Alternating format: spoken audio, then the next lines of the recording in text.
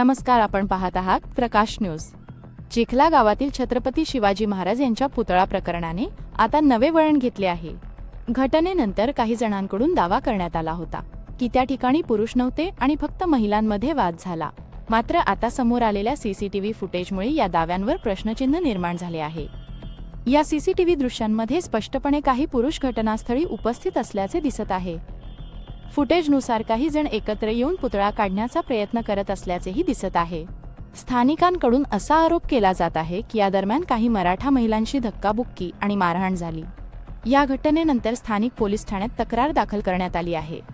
पोलिसांनी CCTV footage ताब्यात घेत तपास सुरू केला आहे। अधिकृत अहवाल येणे बाकी आहे। खरंच सत्य काय आहे?